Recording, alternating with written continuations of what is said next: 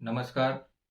आजपासून भारतीय लोकशक्ती पार्टी या आपल्या पक्षाचं नवीन यूट्यूब चॅनल आपल्या सर्वांच्या सेवेमध्ये, आपल्या सर्वांच्या प्रश्न जाणून घेण्यासाठी आणि ते प्रश्न सोडवण्यासाठी आपण आपला हा यूट्यूब चॅनल आज सुरू करत आहोत. जेणेकरून या माध्यमातून आपण आपले युवक असतील, आपल्या महिला वर्ग असतील, भगिनी वर्ग असतील, शेतकरी कष्टकरी असतील, आमचे विद्यार्थी असतील, कामगार वर्ग असेल, या सर्वांपर्यंत आपण या माध्यमातून पोहोचण्याचा निश्चितपणे आपण प्रयत्न करूया.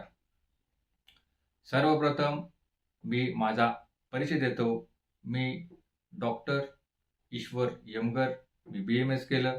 सोबत LLB जनरल, LLB स्पेशल ही डिग्री घेतली.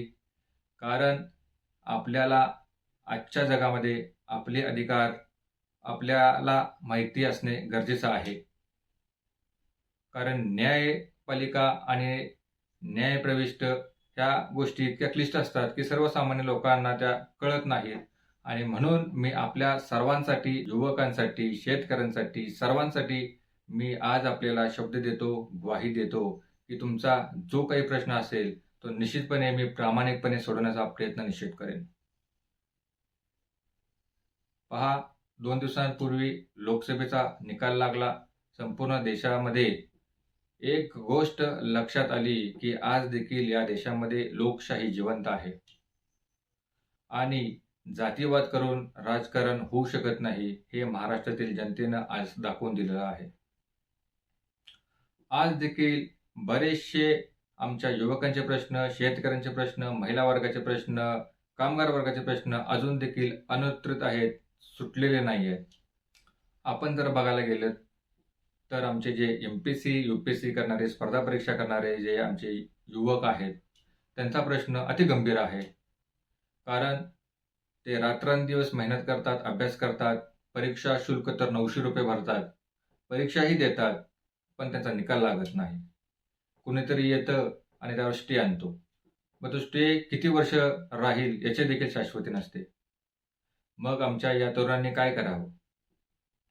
आणि म्हणून मी आज भारतीय लोकशक्ती पार्टीचा राष्ट्रीय अध्यक्ष या मानाने मी आपल्याला आज ग्वाही देतो. आज आपल्याला मी वचन देतो की तुम्ही मला जेव्हा जेव्हा बोलवाल तेव्हा तेव्हा मी आपला एक साथीदार म्हणून तुमच्या खांद्याला खांदा लावून तुमच्यासोबत लढायला तयार आहे. तुम्ही बिलकुल चिंता करू नका. मी तुमच्या सोबत आहे. तुमच्यावर जेव्हा जेव्हा अन्याय होईल तेव्हा तेव्हा तुम्ही फक्त मला एक हाक द्या. मी तिथं तुमच्यापर्यंत पोहोचलेला असेल. कारण आज तुम्ही रात्रंदिवस अभ्यास करता, मेहनत करता आणि त्याचं फळ तुम्हाला भेटत नाही, ही खूप मोठी शोकांतिका आहे. आणि तिजोऱ्या भरणाऱ्यांचे तिजोऱ्या भरत आहेत आणि तुम्ही मात्र रात्रंदिवस अभ्यास करून, रात्रंदिवस मेहनत घेऊन तुमच्या हाती काहीही लागत नाही. आणि म्हणून इथून पुढं असं आपण होऊ द्यायचं नाही.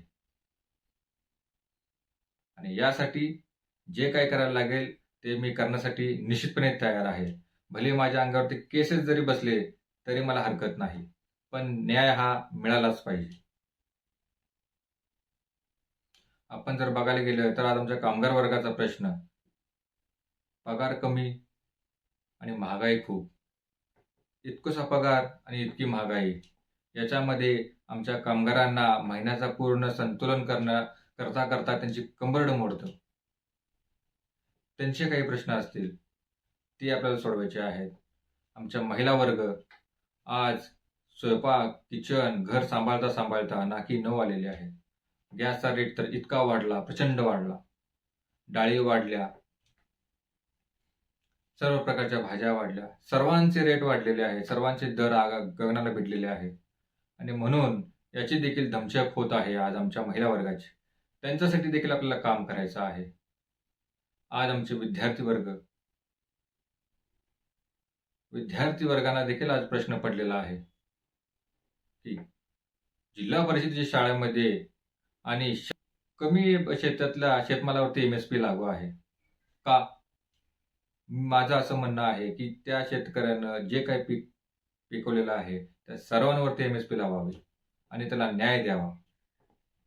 कारण जर शेतकरी आमचा पोशिंदा जगला तर आम्ही जगू शकू. त्याला बाजारपेठा उपलब्ध करून दिल्या पाहिजेत. त्याच्या मालाला चांगला हमीभाव दिला पाहिजे. आणि यासाठी आपल्या सर्वांना प्रयत्न करायचे आहेत. कारण फक्त शेतामध्ये ऊसच पिकत नाही, शेतामध्ये अजून बऱ्याचशा गोष्टी पिकतात. शेतकरी खूप धान्य घेत असतो, विविध प्रकारचे धान्य घेतो. त्या सर्वांना हमीभाव मिळाला पाहिजे, ही अशी आपली भूमिका आहे. बेरोजगारी जर आपण बघितला तर किमान आता आपण बघितलं तर 9.5% पर्यंत पोहोचलेला आहे. तर याच्यावरती आपल्या सर्वांना आज विचार करण्याची गरज आहे. याच्यावरती आपल्याला तोडगा काढायची गरज आहे आणि यासाठी आपल्या सर्वांना एकत्रित आणि एकसंघ होण्याची गरज आहे. आणि म्हणून जर आपल्याला माझं म्हणणं पटत असेल, जर आपल्याला वाटत असेल की हा तुमचा साथीदार निश्चितपणे तुमच्यासाठी काहीतरी करेल, तर तुम्ही देखील आमच्या या मोहिमेमध्ये सामील व्हा. या यूट्यूब चॅनलला सबस्क्राईब करा. या यूट्यूब चॅनल शेअर करा. मी तुम्हाला डिस्क्रिप्शनमध्ये भारतीय लोकशक्ती पार्टीचे सभासदाची लिंक देखील देईन आणि तुम्हाला तिथं कॉन्टॅक्ट नंबर देखील देईन, संपर्क नंबर देखील देईन, की जेणेकरून तुम्ही रात्री 12, 1, 2 कधीही केव्हाही संपर्क करू शकता. जेव्हा जेव्हा तुम्हाला अडचणी येतील तेव्हा तेव्हा. तुम्ही घड्याळामध्ये किती वाजलेत हे पाहू नका. फक्त भारतीय लोकशक्ती पार्टीचा क्रमांक डायल करा आणि तुम्हाला आपण मदत करण्याचा मी ही ग्वाही देतो. कारण आज आपल्या सर्वांना एकसंघ होऊन लढा देण्याची गरज आहे. आणि याचसाठी आपण हे यूट्यूब चॅनल सुरू केलेलं आहे.